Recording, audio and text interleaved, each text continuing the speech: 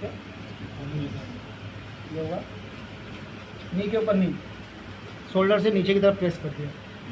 अब आपको area decide करना है कि प्रॉब्लम कहाँ है। जैसे इनका ये प्रॉब्लम है इधर, हमने क्या किया, यहाँ पे हाथ रखा, ये हाथ यहाँ पे, ठीक है, ये लेके